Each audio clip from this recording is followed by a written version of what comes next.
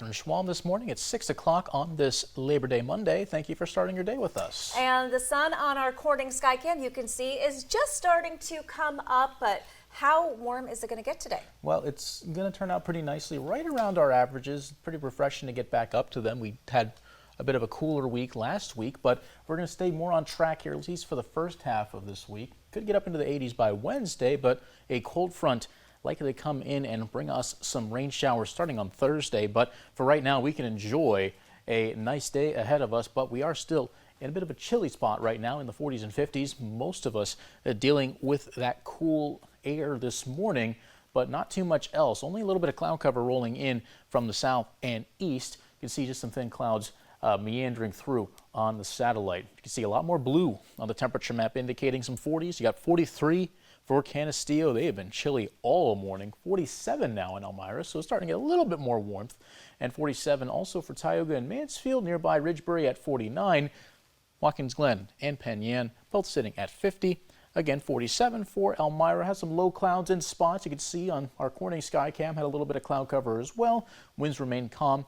Otherwise, not too much happening here across the area, but give it a couple hours, we're up into the 70s. Plenty of nice conditions, warm air rolling back into the area, bringing us up to 77 if you're in Bath, 78 if you're in Munter Falls, 79 if you're in Owego. Plenty of warm air, plenty of things to look forward to. A nice Labor Day ahead of us here for much of the region. We'll be taking a look at that, as well as some more warm days ahead of us in the full forecast coming up in just a few minutes. All right, Connor, thank you so much. Well, we are continuing to follow breaking international news overnight, where hundreds of people are dead after a major earthquake in eastern Afghanistan. Initial reports of the 6.0 magnitude earthquake state more than 800 people have now been killed and thousands more injured. The quake was shallow at a depth of 8 kilometers. The epicenter was recorded in Kunar province, but it was not far from the densely populated city of Jalalabad. Authorities warn the death toll could rise as rescue teams struggle to reach remote mountain districts. Many homes in affected areas are built with mud bricks and wood, leaving them highly vulnerable to collapse. At least 2 of the aftershocks have registered as high as a magnitude 5.2. The quake is the deadliest in Afghanistan since a series of quakes in 2023 that killed more than 1,400 people.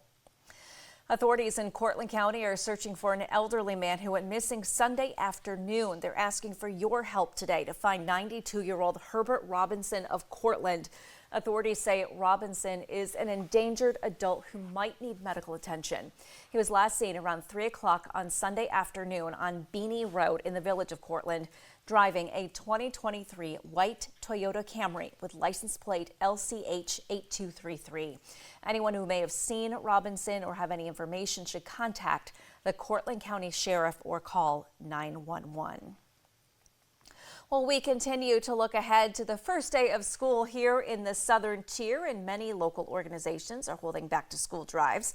WENY's Scott Brubaker tells us about a local business doing something a little extra for kids ahead of the new school year. One of my favorite parts of going back to school was always getting a new haircut. The Arnott Mall Barbershop is making sure every student can go back to school with a fresh hairdo, all for free. Free backpacks and school supplies weren't the only things students could get at the Arnott Mall Barbershop. A free haircut was also waiting for them. Co-owners Jackie Soto Brown and Jara Brown say they saw the need in the community and wanted to give back. The last thing you want is for your child to go to school and get picked on because they don't have what they need or they don't look as good as everybody else. So this is something that I do, that I love to do. So it just came easy, it came natural. Jackie and Jara started the Back to School giveaway 4 years ago. They say it's something a lot of planning goes into each year. Parents at the event say they're grateful for the shop's generosity. Very commendable. I don't think we have enough of it in the area, so I appreciate that they did this. And I didn't know about it until this morning, but I would have definitely shared because I think a lot of people should have known. So it's great that they did this for the community. Last year, the shop gave out around 150 free haircuts. Jackie and Jara say the event means just as much to them as it does to the kids. They light up when they get their hair done and they look at themselves in the mirror, you could see that confidence, you could see how happy they are, and that just, it brings joy to be able to provide that for them. It brings tears to my eyes. Yeah. Oh. I love it. It's magic. Organizers gave thanks to everyone who donated to the event, adding that the shop is closed on Sundays, so the staff there was all volunteer. Reporting in Big Flats, I'm Scott Brubaker, WENY News. And on Sunday afternoon, people gathered in Elmira to observe International Overdose Awareness Day. It happened at the Neighborhood Transformation Center in downtown Elmira. Different community groups were there to offer resources to those who could be struggling with addiction themselves or for people who know someone who is struggling. Organizers say data shows overdoses in Chemung County have gone up 300% in the last 5 years. And events like this are important to raise awareness. People that are out in the world that may be struggling with addiction or struggling with family members dealing with addiction, basically just knowing that you're not alone. I know it's a small place here, but there are people here that care, that will show up, that will engage the community and just be a resource for people. Just really, really incredible to see people show up, really without asking for anything at all, just to support us. The event also featured a free Narcan training session so attendees can learn how to administer the life-saving medication. Free Narcan packs and medication disposal pouches were also available. And the Tioga County Veteran Service Agency will recognize September as Suicide Awareness Month. For the 8th year, the Field of the Forgotten Fallen exhibit will be unveiled on the lawn of the county office building in Owego. The display honors the 22 veterans and military members lost to suicide every day in the United States. Organizers say the exhibit is part of the Stop 22 Share the Struggle initiative. The ceremony is happening on Tuesday at 11 o'clock, and the field will remain up throughout the month to raise awareness about veteran suicide. Well, Washington was buzzing this week from crime crackdowns to more drama with the Fed. WENY Washington correspondent Brendan Scanlon has the biggest takeaways from another busy week in the nation's capital.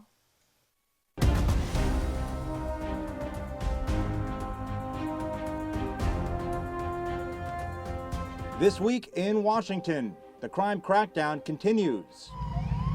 On Monday, President Donald Trump signed a new executive order taking aim at cashless bail, the policy that allows defendants to walk free while awaiting trial without posting bond. We're ending it, but we're starting by ending it in D.C. Supporters argue it levels the playing field for low-income Americans. Critics call it a free pass for repeat offenders. And the crackdown may not stop there. These places are really bad. Next should be Chicago, because as you all know, Chicago's a killing field. President Trump is now weighing whether to activate the National Guard in other cities, including New York, Baltimore, and Chicago. Democratic governors and mayors are pushing back, accusing the president of overstepping his authority. Mr. President, do not come to Chicago. Well, I'm the commander-in-chief of the National Guard here in the state of New York. I use that authority when I need to. Meanwhile, in the nation's capital, it's been more than 2 weeks since the Trump administration took control of the D.C. Police Department. New numbers show violent crime is down 45% compared to the same time last year. And we greatly appreciate the surge of officers that enhance what MPD has been able to do in this city. But images of masked immigration enforcement agents and soldiers patrolling the streets continue to stir controversy. And that wasn't the only flashpoint this week. President Trump is trying to remove Federal Reserve Governor Lisa Cook, alleging she committed mortgage fraud. Cook is refusing to resign. Analysts say the fight raises concerns about the White House trying to flex influence over the nation's central bank, an institution designed to be politically independent. So that politicians can't use it to try to gas up the economy when things are bad so that they can get re-election. Meanwhile, new numbers from the Congressional Budget Office show Trump's tariffs could reduce federal deficits by $4 trillion over the next decade. But the revenues won't come free. Experts warn the costs will likely trickle down to American companies and consumers. Tariffs raise the price. costs will go up. Those costs are passed on to the people who purchase the goods. Next week, the spotlight shifts back to Congress. Lawmakers will return to a stacked agenda, one that includes government spending battles and a possible extension of the president's crime crackdown here in D.C. That's a look at This Week in Washington. I'm Brendan Scanlon. Back to you. All right, well, it is 6:10 this morning, and still to come on Good Morning Twin Tiers, Jane King will have her business report. Meteorologist Connor Freithoff will let us know about the next round of rain showers headed our way this week. But first, let's take a look at what's cooking in the Mr. Food Test Kitchen. What's the secret to adding a zing to everything from our burgers and dogs to our nachos and dip? It's easy and fresh tasting, so don't go anywhere.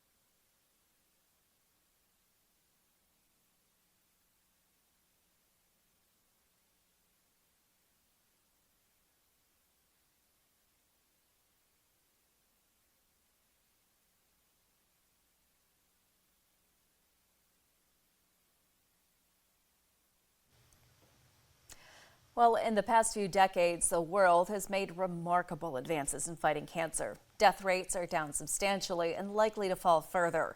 WENY business and financial reporter Jane King has those stories and more in today's Labor Day Holiday Business Report. Cancer kills an estimated 10 million people a year, the number that has been rising steadily over the decades. But as The Economist reports, these numbers are misleading, mainly due to people living longer and thereby increasing the likelihood of cancer. When you strip that out, medical science has actually led to cancer rates falling in the past 30 years. The declining mortality rate reflects a lot of improvements in prevention, diagnosis, and treatment. The biggest gains have come from reductions in smoking, which causes about 85% of lung cancers and 20% of all cancer deaths globally.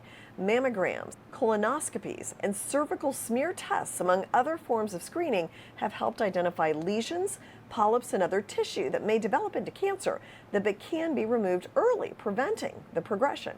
Better surgical techniques and cancer medicines have improved survival rates for those who do develop the disease. And in recent years, immunotherapy, in which the immune system is induced to fight cancer more effectively, has also made big strides. By one estimate, such advances averted nearly 6 million deaths in America between 1975 and 2020 from lung, breast, bowel, prostate, and cervical cancer, which collectively accounted for around 70% of cancer deaths in the late 70s. Technology is expected to continue to drive cancer rates lower, at least from deaths. It is now possible to test a single blood sample for thousands of proteins, rather than 2 or 3 that would have been the maximum a decade ago. And researchers are investigating whether AI can improve risk prediction by spotting subtle patterns in mammograms or whole body scans. Some pharma companies are also working on a cancer vaccine. Cancer is becoming much less deadly, and medical advancements promise further advancements for years to come. From the New York Stock Exchange, I'm Jane King. All right, 6:16 now on your Monday morning. Let's check in with Howard in the Mr. Food Test Kitchen, brought to you in partnership with Food Bank of the Southern Tier.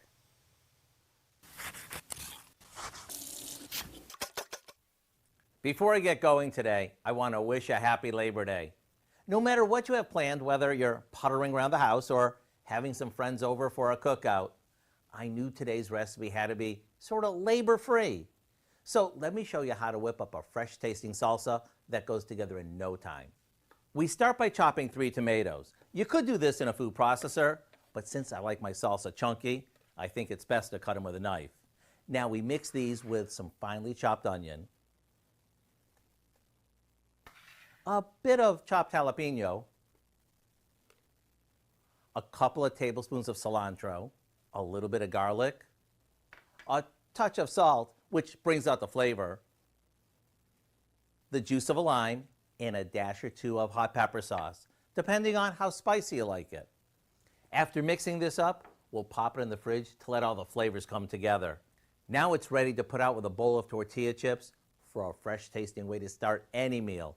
Or how about topping your burgers and dogs with it?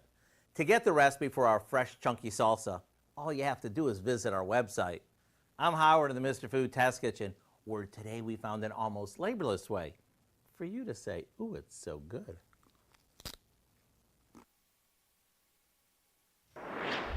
All right, 6:17 now, and still to come. Saturday's Powerball drawing did not bring in a jackpot winner just yet. We'll tell you how much the pot will now be ahead of tonight's drawing. But first, the Mets and the Yankees wrapping up a 4-game series each. The Mets look to earn a split, while the Yankees hope to leave Chicago with a sweep. We'll have highlights from both games when we come back.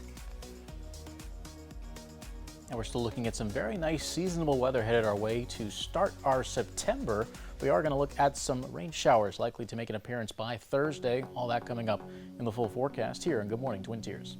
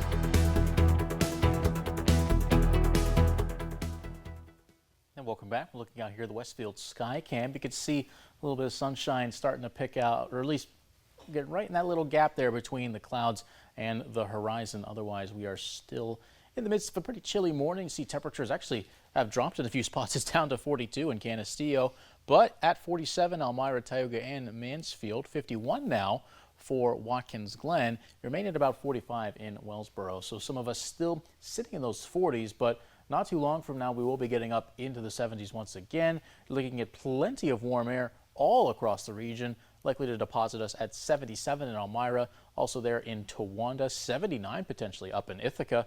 A little bit cooler over towards the west, you're seeing some 75s, Woodhull, Wellsboro, but seeing maybe around a 73 in Westfield, so a little bit of fluctuation depending on where you're at, but everybody's still at least likely to get some nice warmth into their neck of the woods here this morning. Not too much happening aside from some light cloud cover still pushing through. Some of these are some low clouds, so certainly want to watch out when you're making your morning commute. Otherwise, not too much really inhibiting us, just some cloud cover rolling through parts of the downstate this morning. Temperatures will be bouncing up quickly into the 60s thanks to that sunshine. Not going to be a lot of cloud cover, so a lot of that sun, warm air, getting us back up to around the 70s by around noon. Into the mid-70s later on in the afternoon, upper 70s for some. So we can look forward to a nice day today and tomorrow and Wednesday. Actually progressively getting a little bit warmer with each day, up into the 80s for Wednesday. Could be one of the last days we get in the 80s for quite some time, provided we don't get a heat wave later on in the year. But you can see the next couple of days, you got some of that cloud cover rolling in from the west. But pretty soon we'll have a bit of a change of direction. They'll start to roll back in, or I said that's west, that is east. Then it'll be coming in from the west. You can see a little bit of drizzles popping up around Tuesday, but the next chance we really need to look out for some rain will be on Thursday, thanks to a cold front there showing up on the model far off to our west, but that'll move through on Thursday, bringing us plenty of rain. That carries on into Friday, but it will be calming down on Friday before we get to around the evening. 2-day total showing us around 7 to 8 tenths of an inch. So that amount of rain in that short a time can cause some minor flooding concerns. We'll continue to track that as the forecasts and conditions evolve here in the short term. But we look at our 7-day forecast. Really, the short term is looking very nice. Plenty of sunshine, not a lot of cloud cover. We're back up into the 80s on Wednesday, but as soon as we got there, as soon as we leave it, back into the low 70s by Friday. Rain showers are going to cool things down considerably. That front helping to lead us into the low 70s once again on Saturday, despite the abundant sunshine. And once again, another chilly end of the weekend, 68 for our Sunday with lows back near 40. Logan Lepiscopo here with your evening sports. We kick it off with the New York Mets taking on the Miami Marlins, and the Marlins get on the board first in the first inning. Otto Lopez hits a sacrifice fly to center field, scoring Jacob Marcy. 1-0 Marlins lead. Then in the third, the Marlins extend its lead. Agustin Ramirez, a line drive, 2-run homer to put the Marlins up 3-0. And the game was all Marlins early on. Heriberto Hernandez, a single through to right field, scores Liam Hicks to keep it a shutout 4-0. And the Mets in the fifth inning, Xavier Edwards laying down the bunt. Brett Beatty's throw is off target, charging an error to the Mets defense there as Javier Sanoya scores, and it's 5-0 Marlins. They go on to win 5-1. Over we go to the New York Yankees taking on the Chicago White Sox. Aaron Judge gets the Yankees started off right in the top of the first. He hits his 43rd home run of the season, tying up Yogi Berra with that 43rd home run. 1-0 Yankees. In the bottom of the second, Will Robertson for the Chicago White Sox doubles through to left field, scoring Curtis Mead and tying the game up 1-1. That ball 108.8 miles per hour off of Robertson's bat. And in the top of the third, Cody Bellinger gives the Yankees back the lead, doubling down into right field to score Aaron Judge. The RBI double makes it 2-1 until the bottom of the sixth. Colson Montgomery hits a high fly ball out to center field, and it is a home run. There would be an umpire review to see if it truly was. It was upheld. The game tied at 2, and the White Sox would win it in the bottom of the 8th. Lenyon Sosa, a high fly ball to center field, a solo shot for his 18th home run of the season. The White Sox claim this game 3-2. And once again, this is Logan Lepiscopo reporting for WENY Sports.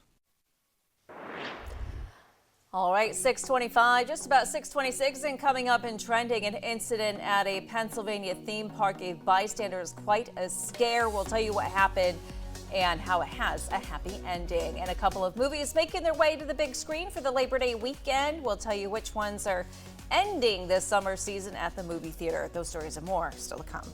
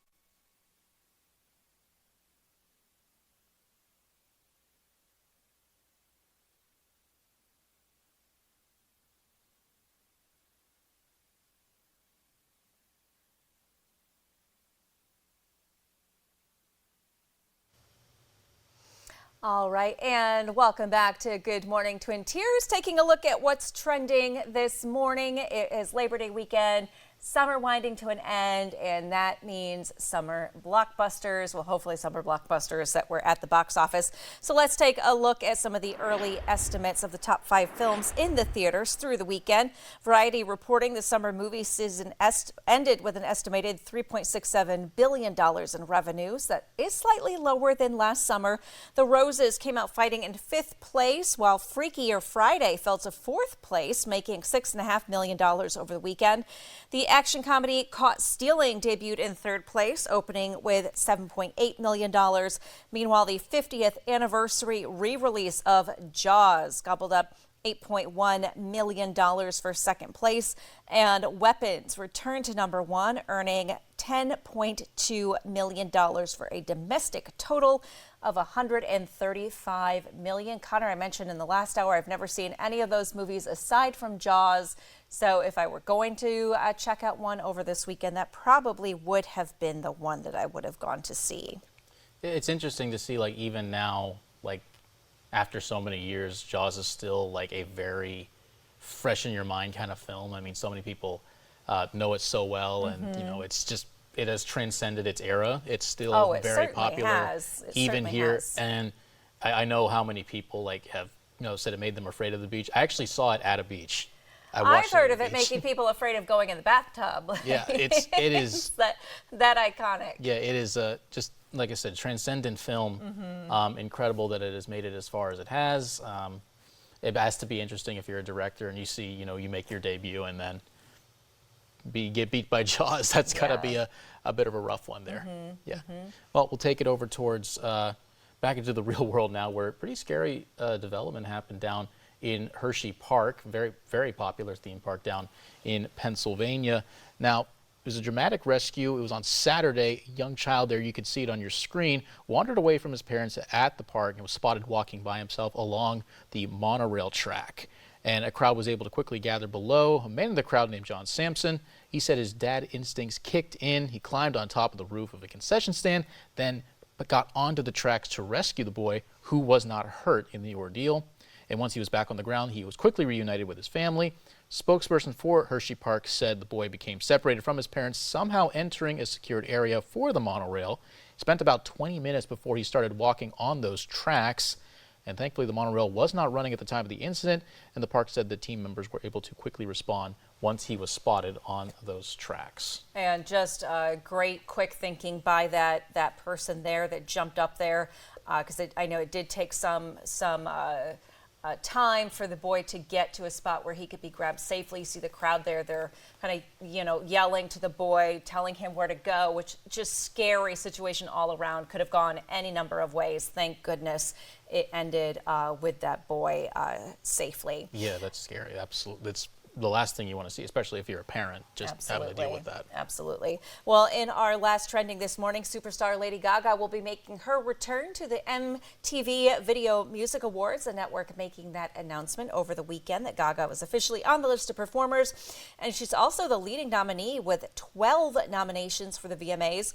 Her last appearance was in 2020, where she performed alongside Ariana Grande, and she is just one of a slate of performers, including Post Malone, Doja Cat, and Jelly Roll. The VMAs will take place on September 7th. And I remember being much younger and looking forward to the VMAs every year on MTV, but it's been quite some time, I have to admit, since I've watched it. Yeah, I normally anytime one of the award shows comes around, whether it's for film, television, or music, I kind of just scope out to see if there's any artists or films that I was particularly fond of going to be nominated and whatnot. I looked through and it kind of reminded me, I haven't really been into the mainstream top 40 kind of music in a very long time. A couple of names I recognize, but many I did not.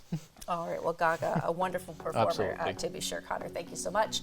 We'll be right back after the break. You're watching Good Morning Twin Tiers.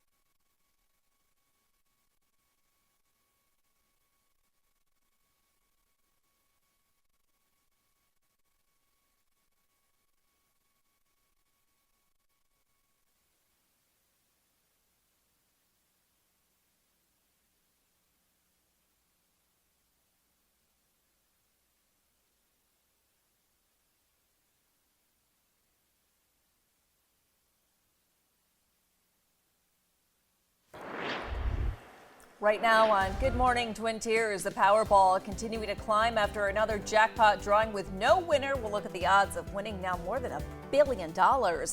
And today marks 40 years since the wreckage of the Titanic was discovered on the ocean floor, almost 75 years after she sank on her maiden voyage. We're looking a little chilly this morning, but we'll be back up in those 70s later on. It's going to be a pleasant way to start our week. We got a full forecast coming up here on Good Morning Twin Tiers. From across the Twin Tiers, this is Good Morning Twin Tiers with Max Coven and meteorologist Catherine Schwalm.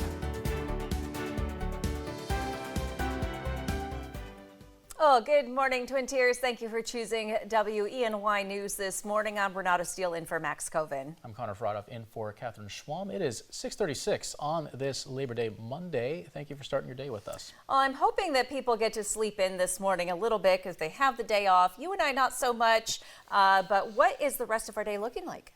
Pretty good, pretty nice overall. It's a probably the best kind of Labor Day you could ask for, honestly. Temperatures not too hot, upper 70s. Nice conditions, plenty of sun out there, not going to be humid at all. Great way to end off the Labor Day long weekend for some.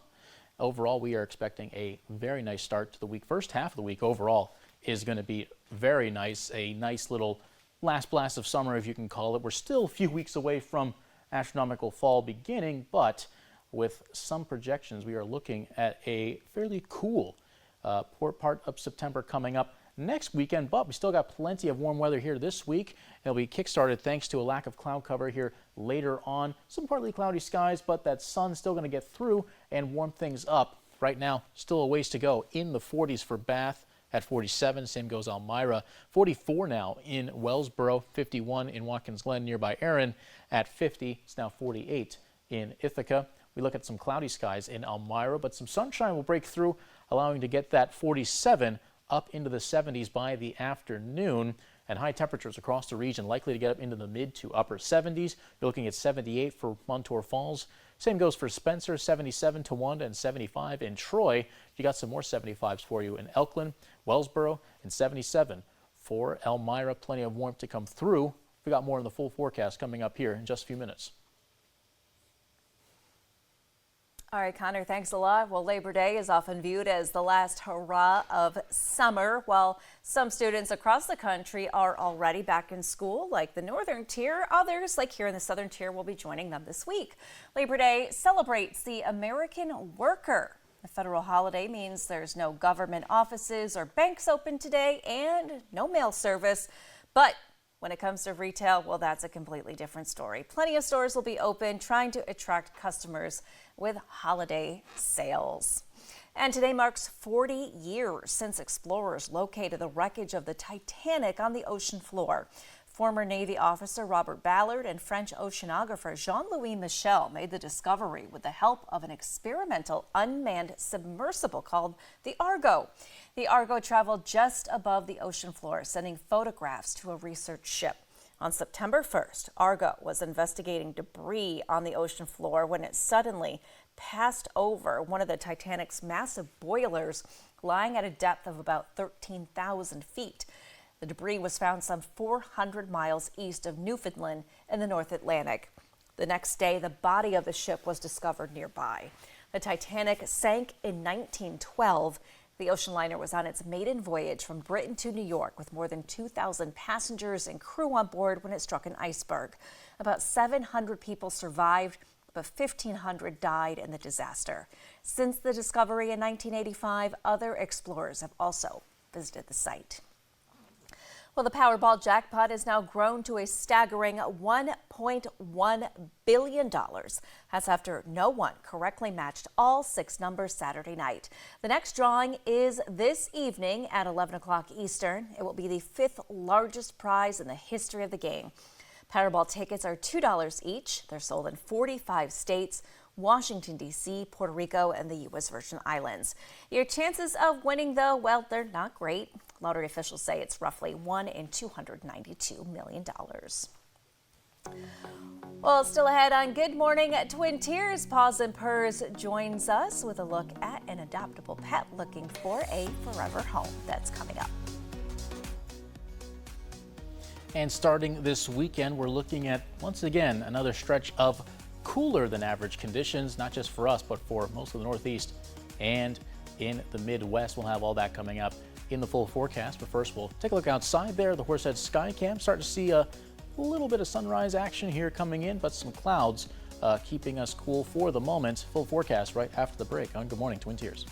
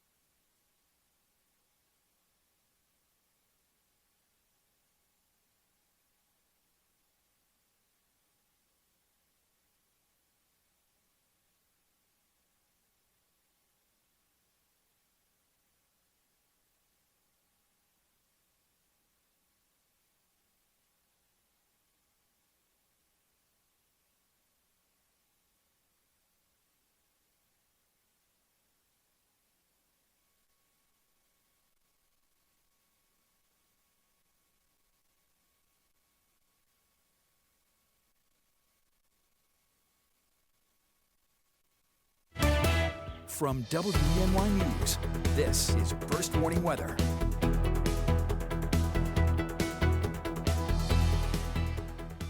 Welcome back. Take a look up in Ithaca now, the Cornell Sky Cam. We're seeing some more cloudy skies as we have been seeing here across the region, and well, it's been cool as well for many of us with plenty of those temperatures in the 40s and 50s, but you'll soon see over the next couple of hours, we're going to be warming up into the 40s and 50s. 47 currently in Bath, 48 in Ithaca where we just took a look, 52 now in Watkins Glen, a tad bit more heat in the Finger Lakes, but not for everyone. 48 Ridgebury, Tioga, and Mansfield, a chilly 44 currently in Wellsboro, but across the board, we'll be getting back up into those 70s later on. Plenty of mid to upper 70s across Steuben County, 77s for you in Elmira, Erin, Sayre, Towanda, 79 could get that warm there in Candor as well as Ithaca, so a little bit warmer there off to the east, a tad bit cooler in, say, parts of Westfield at 73, 75 for Wellsboro, the projected high.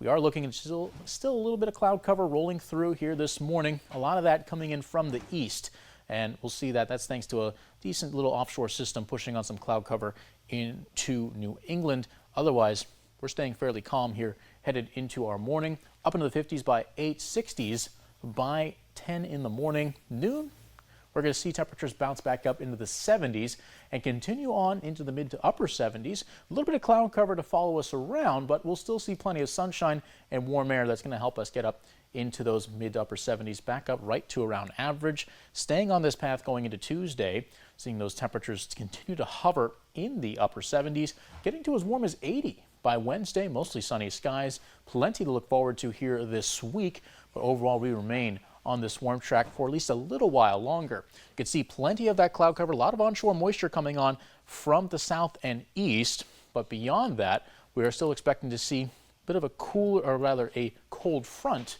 will be rolling through on Thursday. So that's when we're going to be seeing some rain finally make its return to the region. Take a look to the left side of your screen. You'll see that front materialize here, moving through parts of Michigan and eventually Canada. That front's going to move through here, bringing us quite a bit of rain over a 2-day period. It's going to get us into the range of about 7 to 8/10 of an inch of rain in that 2-day period. Going to be helpful in getting some moisture back into the soil. It's been a bit since we've had some decent rainfall. We were below average in August, but having that amount of rain in a short amount of time can create some minor flooding concerns. We'll continue to track that here in the short term. Thursday and Friday, good chance that we do see at least some rain showers return to the region. For a 7-day, look at that early week. Up in the 70s Monday and Tuesday, mostly sunny on Wednesday at 80 degrees. Rain showers roll through Thursday and Friday. We'll start to see things cool back down into the low 70s, upper 60s in time for Sunday. There's that below average weather once again returning to the region.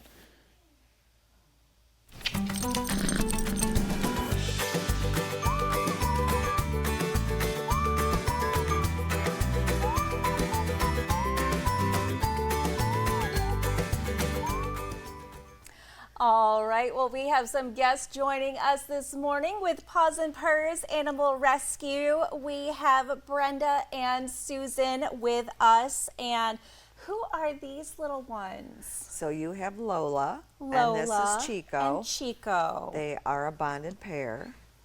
And they're a little nervous this morning. Yes. Lola's shaken over here. So I know that that's pretty common with some of the littler dogs too, but it is okay. And so Lola and Chico are, I presume you're looking to get them adopted together. Is that correct? Yes. So tell us a little bit about them. So they are between 8 and 10 years old. I think they would do really great in a quiet home. I have them now, and my house is pretty busy. They do okay, but I think in a quiet home they would really, you know, get the attention that they deserve.